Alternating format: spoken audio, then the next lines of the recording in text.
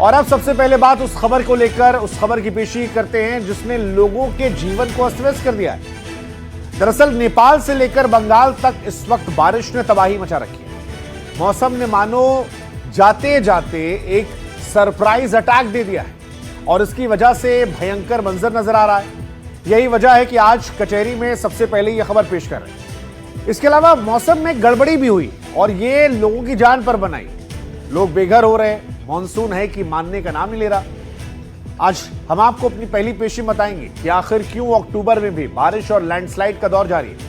लेकिन उससे पहले नेपाल से लेकर बंगाल तक जो तबाही मची है, जो मौसम ने शॉक दिया है, उसको लेकर एक पेशी देखिए।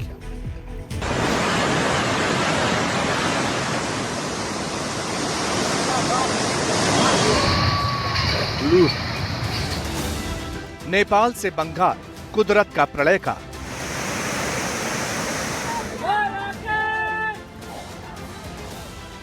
चारों ओर तबाही के निशान, आफत बन गया आसमां।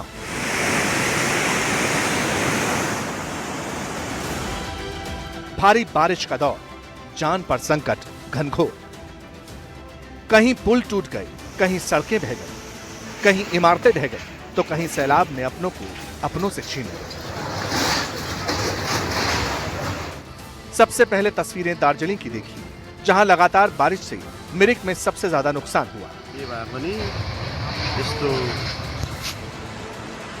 अचानक आए सैलाब ने सालों पुराने आयरन ब्रिज को तहस नहस करके रख दिया। ये पुल मिरिक को सिलीगुड़ी और कर्सियांग से जोड़ता था, लेकिन अब यह खुद मदद का इंतजार कर रहा है। फिलहाल हमारी मौजूदगी है मिरिक और सिलीगुड़ी को जोड़ने वाला ये जो आयरन ब्रिज है, मेरे पीछे जो देख सकते हैं, जो दुधिया ब्रिज है, जो बिल्कुल तहस नहस हो चुका है। अचानक आई सैलाब, इस पहाड़ी नदी में जिस तरीके से उफान आया, उसके चलते ये सालों पुराना जो आयरन ब्रिज है, लोहे से बना हुआ, जो सालों से सिलीगुड़ी और जो टूरिस्ट डेस्टिनेशन नदी के उस पार जो मिरिक है पहाड़ियों के बीच, इसको जोड़ने वाला ये जो पुल है वो बिल्कुल तहस नहस हो चुका है। दार्जिलिंग के मिरिक में ही लगातार बारिश और पिछले एक दशक के सबसे भयावह भूस्खलन 20 से 25 घरों को मलबे में तब्दील कर दिया। अधिकारियों के मुताबिक कई बच्चों समेत अब तक कुल 24 लोगों की मौत हो चुकी है। ग्राउंड पर हालात जानने के लिए एनडीटीवी की टीम सोरेनी इलाके में पहुंची, जहां एक गांव में एक ही परिवार के 4 लोगों की भूस्खलन की वजह से जान चली गई। अचानक आई सैलाब और जो लैंडस्लाइड उस पहाड़ी के बीच होकर ऐसे पत्थर लेकर नीचे आया, तो इस गांव के अंदर कई सारे घर जो है वो तबाह हो गए। ये जो गांव है, इसमें 4 लोगों की मौत हो गई है, जिनमें से 2 बच्चे हैं। दरअसल ये हिस्सा जो है जहां सबसे ज्यादा प्रभावित हुआ है, ये दरअसल एक घर है। इसका एक हिस्सा फिलहाल आप देख सकते, लेकिन जहां पर अब कोई नामो निशान नहीं है। ये जो मलबे का ढेर है, दरअसल ये मकान का दूसरा हिस्सा था। ये लैंडस्लाइड के चलते और पत्थर के बीच जो है इस घर को तहस नहस कर दिया है। इसमें 4 आदमी का जान गया है और 5 आदमी बहुत तरह से जख्मी है, अभी हॉस्पिटलाइज है उन लोग।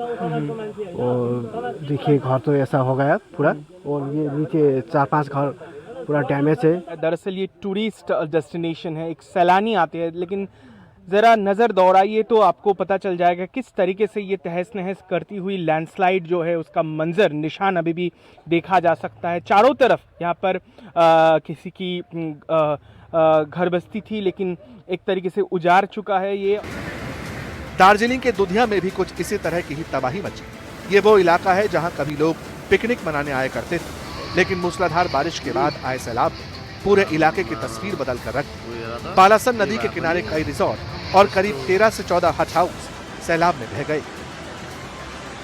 इस वक्त हम जहाँ पर मौजूद है, यहाँ पर एक रिसोर्ट हुआ करता था, और जो बिल्कुल जो बालासोन नदी है उस पर आई अचानक जो है सैलाब के कारण बिल्कुल बह गया। ये जो हिस्सा हम दिखा रहे हैं, यहीं पर जो बिल्कुल नदी के किनारे ये बनाया गया था। काफी सारे ऐसे रिसोर्ट जो है वो बन रहे हैं, और ये देखकर मालूम नहीं पड़ रहा है कि एक दिन पहले भी यहाँ पर कई सारे मकान थे। ये नदी एक्चुअल में ये साइड में नहीं बहता था, अब उस साइड में बहने का जगह था नदी का, तो यहाँ पे आउट हाउस वगैरह था, तो यहाँ सामने में नीचे में ऑलमोस्ट 13 छोटा छोटा रेस्टोरेंट था, काफ़ी सारा पिकनिक स्पॉट में आदमी आके इंजॉय करने वाला था। लेकिन अचानक से क्या हो गया कि नदी का वेव जो है उस साइड से इस साइड से आने के कारण सुबह देखते देखते ऑलमोस्ट 9-10 बजे तक सुबह गिरा दिया कम्प्लीटली। हॉर्स राइडिंग भी करवाता था, किसी का तो हॉर्स भी चला गया, नदी ने बेके लेके गया। अभी कोई भी नहीं बोल सकता था कि ये पोजीशन नदी में बना है, लेकिन ये नदी नहीं था। एनडीआरएफ, दार्जिलिंग और जलपाईगुड़ी प्रशासन की रिपोर्ट के मुताबिक सरसली, जसबीर गांव, मिरिक, धार, नागरा काटा में लोगों के मारे जाने की खबर। हालांकि कई रेस्क्यू टीम लोगों को बचाने और प्रभावित इलाकों से बाहर निकालने में जुटी।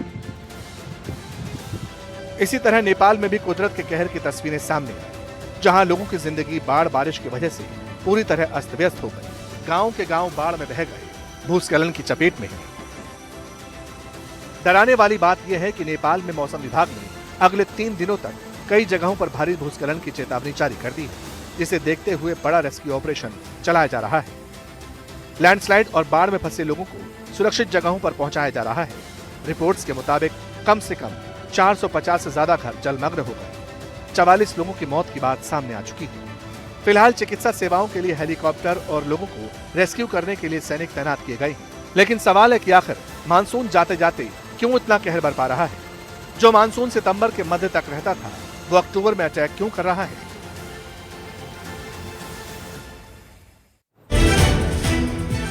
नेपाल में बाढ़ बारिश की तस्वीरें आपने देख ली, लेकिन यही बारिश बिहार के लिए आफत का सबब बन गई है। नेपाल में हुई भारी बारिश और कोसी नदी में उफान के चलते बिहार के कई इलाकों में फिलहाल बाढ़ जैसे हालात हैं। कोसी बैराज के 56 से ज्यादा फाटक खोले गए, लगभग 5 लाख क्यूसेक पानी छोड़ा गया है। उसके बाद क्या हालात है वो आप इस वक्त स्क्रीन पर देख सकते हैं इन 5 तस्वीरों से। मुजफ्फरपुर, सुपौल, किशनगंज और सीतामढ़ी की तस्वीरें हम आपको दिखा रहे हैं। मुजफ्फरपुर में नेपाल से पानी छोड़े जाने के बाद बागमती नदी के जलस्तर जो है लगातार बढ़ रहा।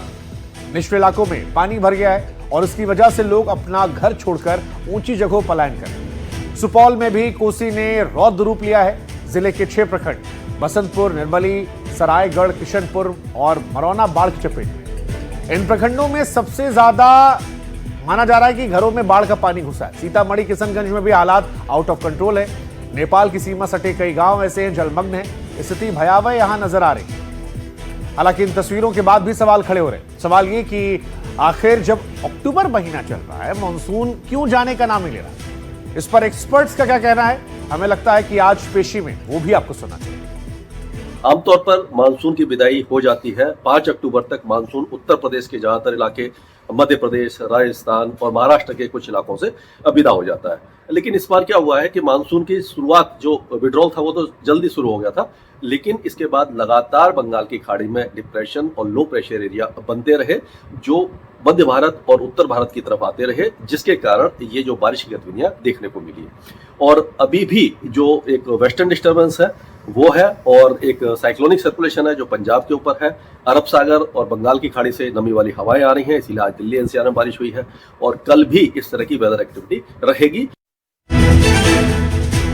मौसम एक्सपर्ट्स का बयान आपने सुना, लेकिन अब एक तरफ बाढ़ बारिश का कहर है, दूसरी तरफ पहाड़ों पर लगातार बर्फबारी। इससे तापमान जो है वो भी तेजी से गिर रहा है। हिमाचल की तस्वीरें हम आपको दिखाते हैं, जहां लगातार बर्फबारी हो रही है। सड़क किनारे दूर दूर तक सफेद चादर की बर्फ नजर आ रही है। किन्नौर, लाहौल घाटी, शिमला की ऊंची चोटियों पर बर्फबारी हो रही है। बर्फबारी होने से तापमान में 4 से 6 डिग्री की गिरावट जो है वो दर्ज की गई है। हिमाचल के धौलाधर में भी मौसम की पहली बर्फबारी के बाद पहाड़ों पर नजारा जो है वो सफेद चादर जैसा है। हिमाचल के साथ ही जम्मू कश्मीर के ऊंचे इलाकों में भारी बर्फबारी के बीच मौसम विभाग ने अगले आने वाले 2 दिनों के लिए ऑरेंज अलर्ट जारी किया है। अब जो तस्वीर आपको दिखा रहे हैं वो गुलमर्ग की है। यहां इस सीजन की पहली बर्फबारी हुई। सिंथन टॉप, रोहतांग पास में भी स्नोफॉल जो है वो देखने को मिल रहा है। जम्मू कश्मीर के बानीपोरा में भी पहाड़ी ढलानें सफेद रंग में रंग गई। इससे इस इलाके की प्राकृतिक खूबसूरती में 4 चांद लग गए और साथ ही आने वाली कड़ाके की ठंड के संकेत मिल गए। पूरे इलाके में तेज हवाओं के साथ लगातार बर्फबारी जो है वो जारी है।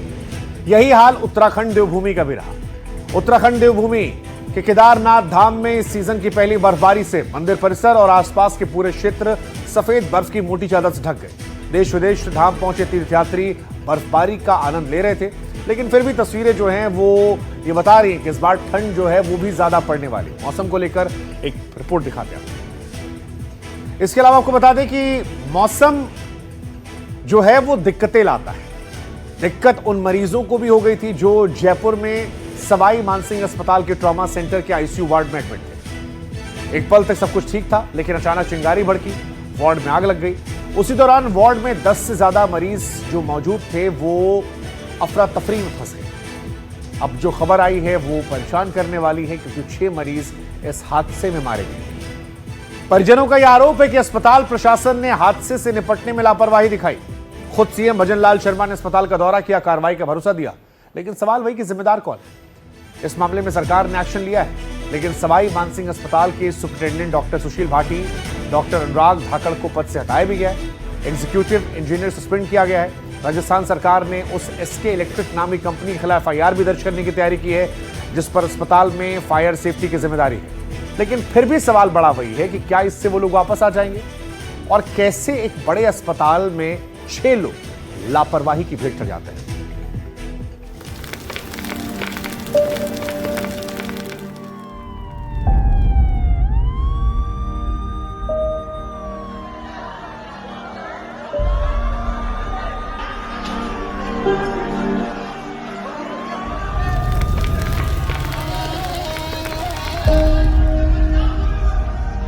भगवान ऐसा दिन किसी को ना दिखाए। बड़ी उम्मीदों से अपनों को अस्पताल लेकर आए थे, सोचा था ठीक हो जाएंगे। दोबारा जिंदगी की डोर थामेंगे। ढाढ़स बना रहे थे, चिंता मत करना मां, चिंता मत करना मौसी, परेशान मत होना बहन, मैं हूं ना, सब ठीक हो जाएगा। लेकिन किसे पता था जयपुर के जिस सबसे बड़े सरकारी अस्पताल में जिंदगी की आस लेकर आए थे, उसी में हुआ दर्दनाक हादसा इनकी जान ले लेगा। कहते हैं भगवान गरीब इंसान की सबसे ज्यादा परीक्षा लेता है। कोई बीमार हो जाए तो सहारा सरकारी अस्पताल होता है, लेकिन इनकी चीखें, इनका रोना सुनेंगे तो कलेजा मुंह को आ जाएगा। सवाई मानसिंह अस्पताल के आईसीयू वार्ड में इनकी मां भर्ती थी। रात को वार्ड में आग लगी, धुआं उठने लगा। आरोप है कि मां को निकालने तक नहीं दिया गया, गेट बंद कर दिया, शीशा लॉक कर दिया। पिता चिल्लाते रह गए, देखो तुम्हारी मां चल गई। मेरी मम्मी का भी कोई पता नहीं है, नहीं बता रहे। आईसी रूम को गेट तो लगा दिया। मेरे पापा ने कह रहे थे भैया जल गई। आईसी रूम में आग लगी, मेरे पापा बोले मैं यहाँ से बैठा और मेरे को दूसरा का जानते नहीं थे। आईसी रूम में कहीं कोई पता नहीं पड़ा। अभी कोई पता नहीं है मेरी मम्मी का।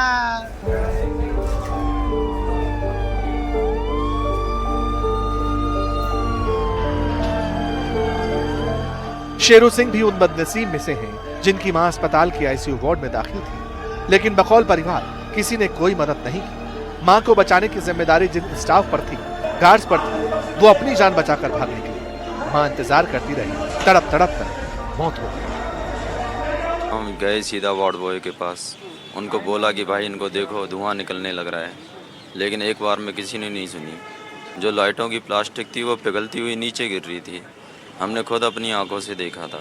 जब ज़्यादा धुआं हो गया तो सारे जने बाहर आ गए। उससे पहले तो नर्सिंग स्टाफ ही भाग गया था वहाँ से। फिर हम 1.5 घंटे बाद अंदर गए, पता नहीं कैसे गए अंदर, मास्क वास्क गीला करके अंदर तक गए तो मम्मी हमारे बेड पर थी 2 नंबर पर।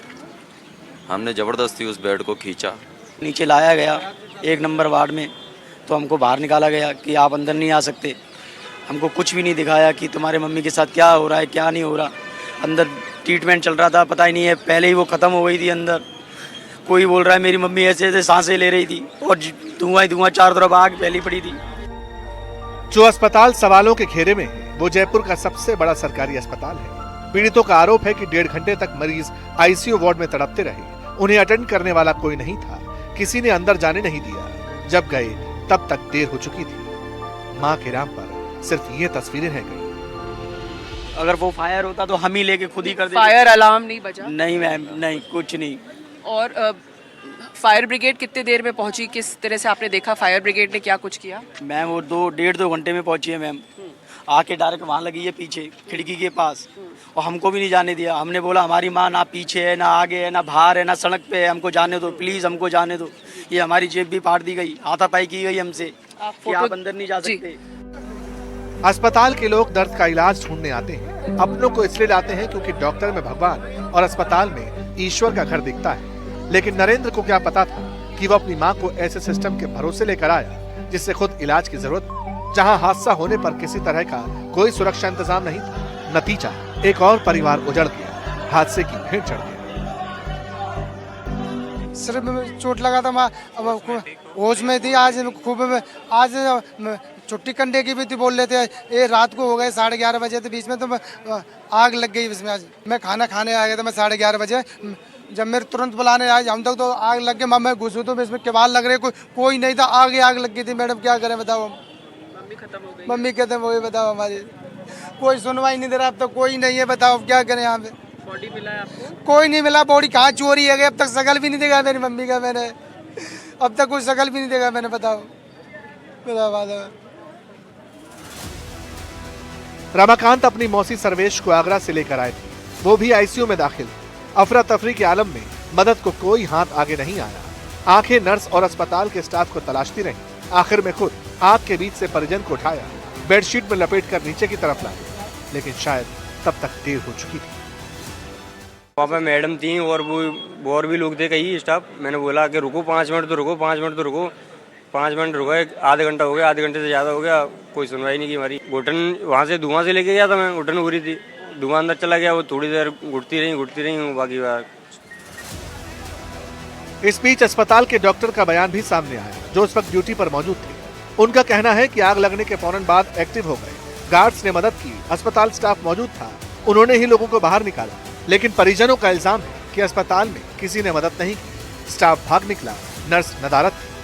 हमारा जो ट्रॉमा आईसीयू है सेकंड फ्लोर पर, उसमें प्रथम दृष्टया शॉर्ट सर्किट की वजह से उसमें आग लगी। आग एकदम से स्पार्किंग हुई, उसका एकदम से धुआं उसमें उठने लगा। तो उसमें हमारे एट ए टाइम 11 पेशेंट रहते हैं, 11 बेड हैं। उसके बगल में दूसरा आईसीयू है, उसमें 13 पेशेंट रहते हैं। तो जैसे ही आग लगी तो वो जो पेशेंट्स हैं उनको रेस्क्यू करने के लिए हम लोग कोशिश करने लगे, लेकिन वो इतनी तेजी से फैल गई टॉक्सिक गैसेस की हम लोगों को एंटर होना मुश्किल रहा। तो मेरी जो यहाँ ट्रॉमा सेंटर की जो हमारी टीम है और जो ग्राउंड स्टाफ है हमारे पास, वार्ड बॉय, नर्सिंग ऑफिसर्स, हम सब लोगों ने प्रयास किया। वहीं पर जो अग्निशमन का लगा हुआ है उससे हमने वो किया। इस बीच में हमने तो इमीडिएटली फायर ब्रिगेड को भी सूचना दे दी थी। सारे के सारे पूरे गार्ड नीचे सब उतर गए थे, अपने अपने मरीजों को खुद लेके गए। किसी ने एक भी सार नहीं लगवाया, नहीं तो पुलिस वालों ने कितना सारे बाहर रहे और अंदर अपने अपने मरीजों को लेने भी नहीं आने दिया था उन्होंने भीतर। पर आज हमने बोला था कि दूसरी मशीन लगवा दो, वही मशीन का कोई नहीं करने देते। आरोप सिर्फ इतना भर नहीं, कहा यह भी गया कि जब शॉर्ट सर्किट हुआ उसके बाद कोई भी सिस्टम एक्टिव नहीं था, सेफ्टी इंस्ट्रूमेंट्स के नाम पर कोई सिस्टम दुरुस्त नहीं था। जब दूसरे माले पर बना आईसीयू का वार्ड धुआं हो गया, तब कोई फायर एक्सटिंग्विशर काम नहीं कर रहा था। उनका कहना है काम करता भी तो कैसे, सब खाली थे, गैस थी ही नहीं। 2-2, 3-3 एक बाहर भी लगे हुए हैं, लेकिन उन्होंने से कोई नहीं चला, सारे खाली थे। वो फायर एक्सटिंग्विशर जो भरा होता तो भारी लगता ना, वो बिल्कुल हल्का था, उठाकर कैसे ही फेंक देते। यदि थोड़ा बहुत ही बचा होगा ना, तो पूरा तो उठ नहीं सकता वो। अभी भी थोड़ा बहुत होगा तो उसमें थोड़ा बहुत आएगा ना, उसमें है ही नहीं कुछ भी। आप जाके चेक कर लो। हाँ, तो नहीं चल रहा था, खाली था वो। पीस है वो, उसमें एक बूंद भी नहीं है, थोड़ी सी एक सुखार भी नहीं है बाहर। दर्द की इस घड़ी में जब परिवारों के साथ अपनों को खो चुके लोगों के साथ खड़ा होना चाहिए, तो इस तरह का व्यवहार उचित नहीं ठहराया जा सकता। इस बीच आपको उन पुलिसकर्मी का भी बयान सुनना चाहिए जो मौके पर मौजूद थे। इन्होंने भी कहा कि गेट लॉक था, स्टाफ मौजूद नहीं था, अंदर खुद गए, मरीजों को बचाना शुरू कर दिया। हॉस्पिटल का स्टाफ था, फिर अफरा तफरी में कोई रो रहा, कोई बिल्ला रहा था परिजन, तो चीख पुकार हो रही थी। तो मैं कंटिन्यू फोन कर करके फिर मैं अंदर घुसा, एक शीशा फोड़ के गेट का, हाँ नीचे का गेट का। फिर नीचे खोल कर देखा तो उसमें ड्रैगन लाइट से कुछ आदमी दिखाई दिए। फिर उनको एक निकाला, फिर 2 निकाला, फिर 3 निकाला। इस तरीके से फायर वाड़े से गेट लगा दिया था। ये सर जैसे कोई घुसने की कोशिश करी तो गेट आ जाता था, टूट गया था गेट में चढ़ने के चक्कर में। ये वो लोग हैं जो दर्दनाक हादसे के वक्त वहां मौजूद थे। अब नेताओं का दौर जारी है, सब लोग ढाढ़स बंधा रहे हैं, बंधाना भी चाहिए। लेकिन सवाल सिस्टम को लेकर है, अगर वो दुरुस्त होता तो कई लोगों की जान बच सकती थी।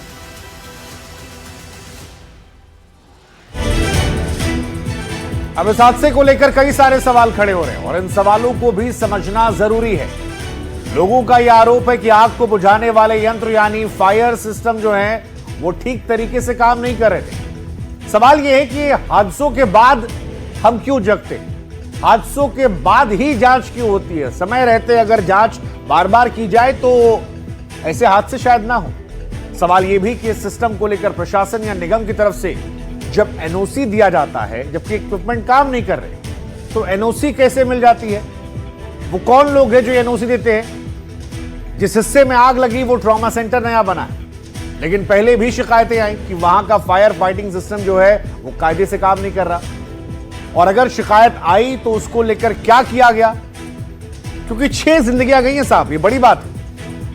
अस्पताल में आग की रोकथाम के लिए एक ऑटोमेटिक व्यवस्था होती है, लेकिन मरीजों के परिजनों के मुताबिक इस हादसे के दौरान ना तो फायर अलार्म बजा, ना पानी की बौछारें निकली। किसी ने अगर निकली तो ये सब देखा नहीं। लोग ये भी कह रहे हैं कि अस्पताल में आग लगने के 1 से 1.5 घंटे बाद दमकल गाड़ियां पहुंची। अब सवाल ये है कि एक जो व्यवस्था थी वो चल नहीं रही थी, दूसरी इतनी देर से पहुंची, और तीसरी अस्पताल प्रशासन कर क्या रहा था। पहले फोन कॉल क्या किया नहीं गया, किया गया तो क्या व्यवस्था नहीं पहुंची, स्टाफ क्या कर रहा था। सबसे बड़ी बात यह कि अस्पताल का जो ये वार्ड है ये नया वार्ड बना, तो फिर शॉर्ट सर्किट की वजह क्या है। वायरिंग सिस्टम की क्वालिटी खराब थी या नए वार्ड में पुरानी तार लगा दी गई थी जिससे सर्किट हुआ।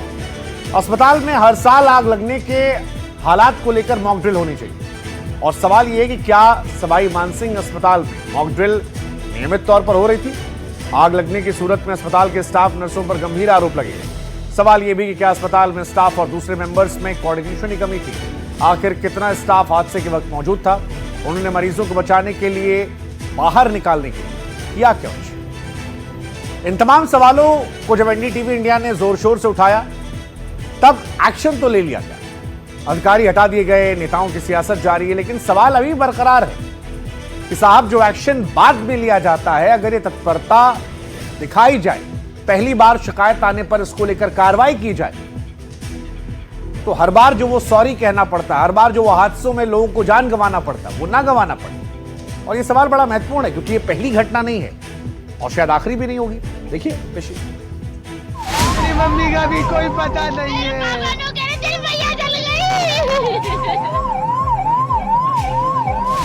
पूरी लापरवाही है, नेग्लिजेंसी है, मॉनिटरिंग हो नहीं रही, कोई लोग देखने वाला नहीं है। मुख्यमंत्री जी दिल्ली दौरों में व्यस्त हैं, प्रधानमंत्री जी का जन्मदिन मनाने के लिए 15 दिन का पखवाड़ा चल रहा है। प्रधानमंत्री जी का जन्मदिन जरूरी है कि यहाँ लोगों की जान जरूरी है।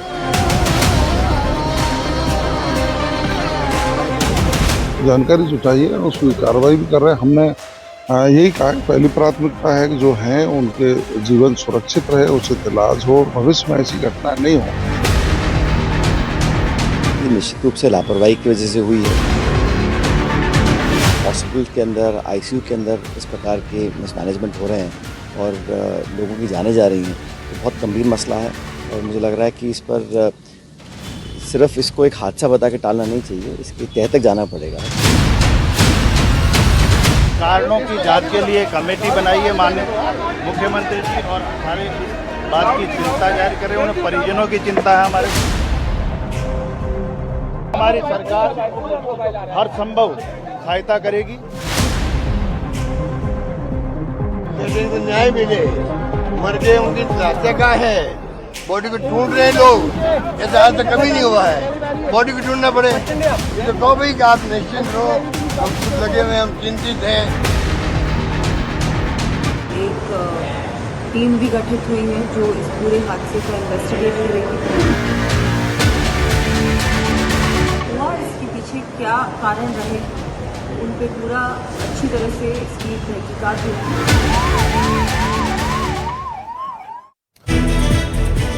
राजस्थान से आगे मध्य प्रदेश चलते हैं जहां कफ सिरप से बच्चों की मौत हुई है। एनडीटीवी इंडिया लगातार इस खबर को कवर कर रहा है, उन परिवारों के पास पहुंच रहा है जिन्हें कोल्ड्रिफ्ट नाम के कफ सिरप की वजह से बच्चों को खोना पड़ा। आज मध्य प्रदेश के मुख्यमंत्री मोहन यादव छिंदवाड़ा पहुंचे। दर्जन भर से ज्यादा बच्चों की मौत कफ सिरप से हुई। मोहन यादव ने अपने दौरे पर पीड़ितों से बात की, हर संभव मदद का भरोसा दिलाया। कई अफसरों पर एक्शन भी लिया गया। देखिए क्या मामला है।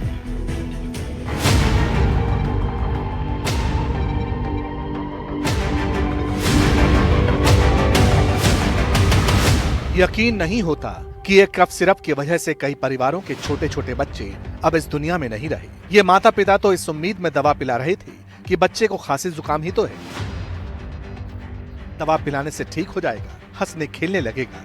लेकिन इन्हें क्या पता था कि 8-10 दिन बाद बच्चे की किडनी फेल होने लगेगी और वो इतना बीमार हो जाएगा कि बचाया न जा सके। बच्चे मरते रहे, परिवार वाले मौत का कारण ढूंढते रहे। अब डेथ सर्टिफिकेट के लिए जगह जगह घूम रहे हैं। पीड़ित परिवार इस वक्त हमारे साथ मौजूद है। किसी ने अपने बेटे को खोया है, किसी ने अपनी बेटी को खोया है। भैया, क्या आप लोगों को, जब आप लोगों को शव सौंपा गया, क्या आप लोगों को डेथ सर्टिफिकेट दिया गया है? अभी तो नहीं। क्यों नहीं दिया? इसलिए कि बच्चे को लाए हैं तो घर पे डेथ हुई है, डॉक्टर तो नहीं दे पाएगा। जैसे हमने घर लेकर आए, इलाज करवा कर 15 मिनट रही है घर पे। इतने पैसे लग रहे थे, 50 से 60 हज़ार रुपये, 70 हज़ार रुपये चार्ज कर रहे थे एक 24 घंटे का। इतना पैसा कहाँ से लाएंगे? फिर भी मैंने 15 दिन ट्रीटमेंट करवाया नैंसल हॉस्पिटल नागपुर में। और क्या बोलते, बिल के लिए एकदम परेशान करते थे कि आप बिल लाओ, बिल जमा करो, बिल जमा। आप कितना ट्रीटमेंट कराएंगे? पैसा तो डेथ सर्टिफिकेट आपको दिया या नहीं? नहीं, मेरे को भी नहीं। कफ सिरप से बच्चों की मौत की खबर संवेदनशीलता के साथ आपके अपने भरोसेमंद चैनल एनडीटीवी ने दिखाई थी। हमारे रिपोर्टर ग्राउंड जीरो पर पहुंचे, पीड़ितों से बात की, उनकी बात सुनवाई, प्रशासन से सवाल हुए, ड्रग कंट्रोलर के पास पहुंचे, फिर जांच हुई। जांच रिपोर्ट के बाद कोल्ड ड्रिंक कफ सिरप को बैन करने का फैसला हुआ। सब कुछ हो गया, लेकिन कफ सिरप से मौत, वो भी 1-2 नहीं, 16 बच्चों की मौत हो जाना वाकई हृदय विदारक है। इसीलिए अब ताबड़तोड़ एक्शन हो रही है।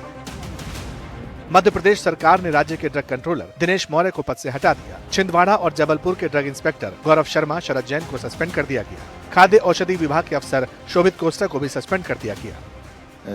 जहां ये दवाइयां बनती है वहां की दृष्टि से सरकार को भी उनको हमने लिखा और भारत सरकार को भी लिखा कि इनके खिलाफ, खासकर तमिलनाडु सरकार ने जो अपनी इस बात को माना कि वहां उस फैक्ट्री की जहाँ दवाई बनती थी वहां ये इस प्रकार की चीजों को भी पाया गया कि वो मानवीय दृष्टि से आपत्तिजनक थी। हमने अपने स्तर पर जो कार्रवाई की है उसमें कुछ और अधिकारियों को आज मैंने अपनी कठोर कार्रवाई करते हुए कि मानवीय दृष्टि से हम किसी प्रकार की लापरवाही बर्दाश्त नहीं करेंगे। खास करके मानवीय जीवन से जुड़े पक्ष हैं, छोटे बच्चों के लिए अगर ऐसी बात होना ये बहुत दुखद है। जो चले गए वो वापस तो नहीं आ सकते, लेकिन सरकार उन पीड़ित परिवारों का सपोर्ट तो कर ही सकती है। इसीलिए खुद सूबे के मुखिया छिंदवाड़ा पहुंचे, उन लोगों से बात की जिन्होंने अपने बच्चों को जानलेवा कफ सिरप की वजह से खो दिया। चीफ मिनिस्टर ने बताया, सरकार अपने लेवल पर हर एक्शन ले रही है। परासिया वाले डॉक्टर प्रवीण सोनी को गिरफ्तार किया। उनकी पत्नी के नाम पर जो फार्मेसी थी उसका लाइसेंस रद्द कर दिया गया। ये केमिस्ट स्टोर थी जिसे संचालित किया जाता था ज्योति सोनी द्वारा, जो डॉक्टर प्रवीण सोनी की पत्नी है, उनके द्वारा यहाँ से सारी दवाइयाँ दी जाती थी। यानी कि एक तरफ अगर आप इधर देखेंगे तो ये प्रवीण सोनी का क्लिनिक था जहाँ से वे बैठकर इलाज करते थे। ये प्राइवेट क्लिनिक था जहाँ पर वे बच्चों को देखते थे, उनका इलाज करते थे। और उसी के पास में जस्ट लगा हुआ जो शटर है, वहीं से डॉक्टर प्रवीण सोनी की जो पत्नी है ज्योति सोनी, उनके द्वारा ट्रीटमेंट के लिए मेडिसिन दी जाती थी। ड्रग एंड कॉस्मेटिक विभाग ने उनका लाइसेंस कैंसिल कर दिया है और कारण ये बताया है कि ये जो केमिस्ट है, यहाँ से ही सबसे ज्यादा कोल्ड ड्रिंक सिरप को बेचा जाता था। एक तरफ सरकार है जो कहती है कि हमने दवा पर बैन लगा दिया, डॉक्टर को अरेस्ट कर लिया। दूसरी तरफ इंडियन मेडिकल एसोसिएशन है जो डॉक्टर प्रवीण सोनी की गिरफ्तारी का, उन पर हुए एक्शन का विरोध कर रहा है। इसे लेकर प्रोटेस्ट भी किया गया। आईएमए का कहना है कि डॉक्टर तो सिर्फ दवा देता है, दवा में क्या मिला है ये जांच करना दूसरी एजेंसियों का काम है, फिर डॉक्टर पर कार्रवाई की। हादसे पूछकर नहीं होते, लेकिन खिलवाड़ तब होता है जब सिस्टम खामोश रहता है, सोता रहता है। दिल्ली वाले बाबा केस में भी सिस्टम सोता रहा। कॉलेज में पढ़ने आई बेटियां उसका शिकार होती रही। ये सब कुछ इसलिए हुआ क्योंकि बाबा पैसे वाला था। उसके रसूख और ताकत में बेटियों की बेबसी दबी रही या दबा दी। तिहाड़ जेल में बंद चेतनानंद सरस्वती का एक और कारनामा बाहर आया है। अब बाबा के 5 स्टार क्राइम की फाइल खुली है। बाबा की वो ऑडियो डायरी एनडीटीवी के हाथ लगी है जिसमें बाबा के काले गुनाह कैद है। कचहरी में आज बेशरम बाबा की उसी ऑडियो डायरी को हम डिकोड करेंगे।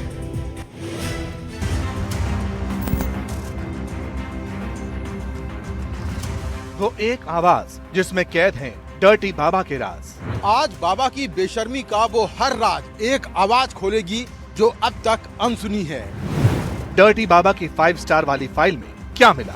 तुम्हें वहाँ सीधा उस होटल में जाना है। बाबा 5 स्टार होटल में बैठकर लड़कियों का इंतजार करता, उनके नाम के कमरे बुक कराता और फिर उन्हें डराता धमकाता था। बाबा के आलिशान ऑफर का कोड वर्ड क्या था? ये रूम बुक किया हुआ है, अपने कपड़े लेके जाना कल। बाबा इतना सनकी था कि अगर कोई लड़की उसके आलीशान ऑफर को ठुकराती तो उसे टॉर्चर करवाता था। डर्टी बाबा की डर्टी डीन की ऑडियो डायरी डिकोड। मैम सच कह रही हूँ, मुझे आए हैं, नहीं आ सकती। बाबा केवल 5 स्टार होटल में ही रुकता, रसूख के पर्दे में गुनाह छुपाता और लड़कियों को चुन चुन कर बुलाता। डर्टी बाबा के जुर्म की ये वो ऑडियो डायरी है जिसमें एक एक शब्द में बाबा की बेशर्मी के राज कैद है। ये आवाज उन पीड़ित लड़कियों की है जिन्होंने डर्टी स्वामी के सितम झेले। बाबा कितना मक्कार था, कितना अय्याश था, इस ऑडियो डायरी में बाबा के गुनाहों का संपूर्ण लेखा जोखा कैद है। आपने बाबा की लेडी ब्रिगेड के बारे में सुना, आज कहानी बाबा की उस राजदार की जो 5 सितारा होटल में लड़कियों के लिए बेशर्मी का आलीशान जाल बिछाती। एनडीटीवी इंडिया के इन्वेस्टिगेटिव रिपोर्टर मुकेश सिंह सेंगर के हाथ बाबा के वो ऑडियो सबूत हाथ लगे जिनमें बाबा की लेडी गैंग की करतूतों का कच्चा चिट्ठा कैद है। बाबा के ऑर्डर पर कॉलेज की डीन श्वेता कैसे लड़कियों को 5 स्टार होटल बुलाती थी, वहां लड़कियों को क्या क्या करने का ऑर्डर मिलता था। एनडीटीवी के हाथ कॉलेज की डीन श्वेता और लड़कियों के दरमियान हुए टेलीफोनिक कम्युनिकेशन की ऑडियो रिकॉर्डिंग लगी। डर्टी डीन की ऑडियो डायरी का पहला चैप्टर बेहद विस्फोटक है, सुनिए। हेलो, गुड आफ्टरनून मैम, आपने कॉल किया था। मैं कह रही थी कि मेरे को एक तो 3 सर का नंबर मैसेज कर दो, और दूसरा कल यहाँ से आने के बाद कल 23 तारीख को जब तुम अपने ऑफिस से निकलोगी दोनों, एक होटल का वो दूंगी, नाम दूंगी, तुम्हें वहाँ सीधा उस होटल में जाना है। वहाँ पे स्वामी जी आए हुए हैं, वहाँ से उनसे मिलोगे, उनके साथ डिनर करोगे, रूम बुक किया हुआ है। किसी भी कॉलेज की डीन का काम है छात्र छात्राओं की परेशानी को दूर करना, लेकिन श्रृंगेरी शारदा पीठ की डीन श्वेता खुद छात्राओं के लिए सबसे बड़ी परेशानी बन गई थी। इल्जाम है कि वो बाबा की ख्वाहिशें पूरी करने के लिए लड़कियों को 5 स्टार होटल भेजती थी और उन्हें धमकाती थी। डर्टी बाबा की 5 स्टार फाइल के हर सफे पर ऐसे राज कैद हैं जिसकी केमिस्ट्री की बुनियाद छल, फरेब और धोखे पर टिकी है। बाबा अपने मूड के मुताबिक 5 स्टार होटल बुक कराता, लड़कियों के नाम पर कमरे बुक कराता। बाबा की लेडी गैंग लड़कियों को ऑफर देती कि उन्हें बाबा के साथ रहना है, डिनर करना है, इसलिए ज्यादा से ज्यादा और अच्छे कपड़े लाना। होटल में बाबा के साथ कई दिन तक रुकना होगा। बाबा के इरादे भांपकर लड़कियां कोई ना कोई बहाना बनाकर अपनी जान कैसे बचाती थी, इसका राज भी ऑडियो रिकॉर्डिंग में कैद है। कचहरी में अगली पेशी जो है वो माउंट एवरेस्ट की चढ़ाई के लिए पूरे साल तैयारी करते हैं। दरअसल फिजिकली और मेंटली फिट होकर वो बेस कैंप पहुंचते हैं, फिर आगे का रास्ता तय करते हैं। इस बार भी लोग माउंट एवरेस्ट की तरफ बढ़ रहे हैं, लेकिन रास्ते में बर्फीला तूफान आ गया है और ये सभी वहां फंस गए। अब आप एक बार कल्पना कीजिए, 0 से नीचे तापमान और पूरी रात तूफान के बीच में फंसा हुआ इंसान।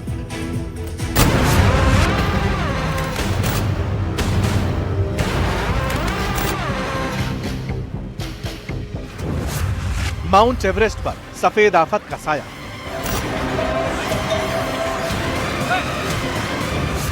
बर्फीले तूफान में फंसे सैकड़ों ट्रैकर्स। हजारों फीट ऊंचाई पर अटकी जान।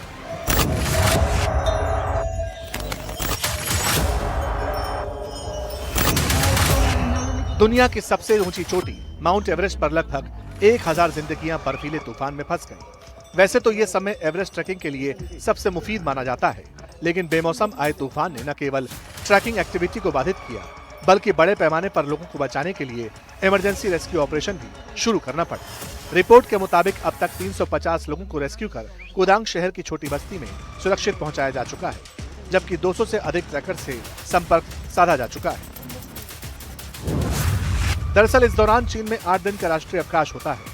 इस दौरान बड़ी संख्या में पर्यटक कर्मा घाटी में ट्रैकिंग के लिए पहुंचे थे। रिपोर्ट्स के मुताबिक इसी दौरान बर्फबारी शुरू हो गई, जो लगातार जारी रही। देखते ही देखते 13,800 फीट की ऊंचाई वाला क्षेत्र बर्फ से ढक गया, रास्ते बंद हो गए और ट्रैकर्स को बादलों की गरज और बिजली की कड़कड़ाहट के बीच कैंप में भयानक रात गुजारनी पड़ी। एक्सपर्ट्स बताते हैं कि अक्टूबर का महीना एवरेस्ट और उसके आसपास के इलाकों में ट्रैकिंग के लिए सबसे सुरक्षित माना जाता है। क्योंकि तापमान सामान्य और आसमान साफ रहता है।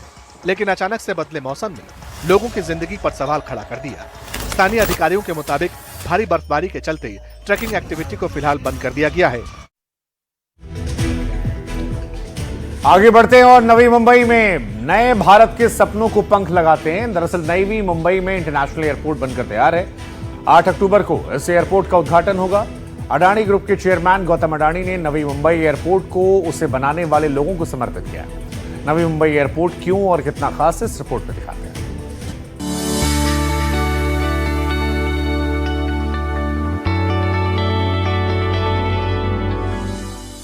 नवी मुंबई में नए भारत का नया अंतर्राष्ट्रीय एयरपोर्ट बनकर तैयार है। इस आलिशान और मल्टी सुविधाओं से लैस अंतर्राष्ट्रीय एयरपोर्ट का उद्घाटन 8 अक्टूबर को होगा।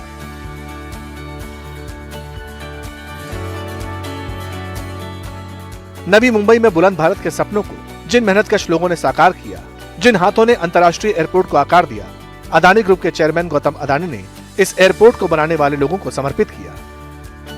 अदानी ग्रुप के चेयरमैन गौतम अडानी ने बेटे और ग्रुप डायरेक्टर जीत अडानी के पोस्ट को शेयर करते हुए लिखा, ये एयरपोर्ट हर उस शख्स की रचना है जिसने इसे अपने हाथों से गढ़ा है और हर वो दिल जिसने इसे संजोया, ये रचना उन्हीं की है। गौतम अडानी खुद नवी मुंबई में बने अंतर्राष्ट्रीय एयरपोर्ट का मुआयना करने पहुंचे। उन मेहनतकश लोगों से मिले जो दिन रात एयरपोर्ट के निर्माण में जुटे थे।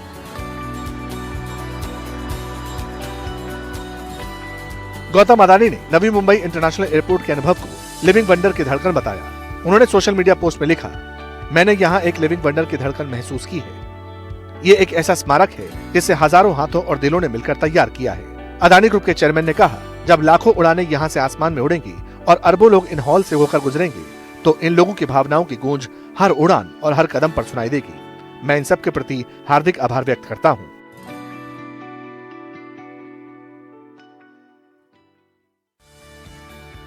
नवी मुंबई अंतर्राष्ट्रीय एयरपोर्ट कई मायनों में खास है। यह अंतर्राष्ट्रीय हवाई अड्डा घरेलू और अंतर्राष्ट्रीय दोनों तरह के यात्रियों के लिए अत्याधुनिक सुविधाओं के साथ डिजाइन किया गया है। इसमें एक 3700 मीटर लंबा रनवे है जो बड़े कमर्शियल विमानों को संभालने में सक्षम है। एयरपोर्ट आधुनिक पैसेंजर टर्मिनल और advance air traffic control system से लैस है। उम्मीद है कि एयरपोर्ट सालाना 2 करोड़ यात्रियों को संभालने में सक्षम होगा। ये मुंबई और पश्चिमी भारत की बढ़ती हुई हवाई यातायात जरूरतों को पूरा करेगा, साथ ही भारत की ग्लोबल कनेक्टिविटी को भी मजबूत करेगा। इंडिगो, आकाशा एयर और एयर इंडिया एक्सप्रेस जैसी एयरलाइंस ने यहां से सेवाएं शुरू करने की घोषणा भी कर दी है।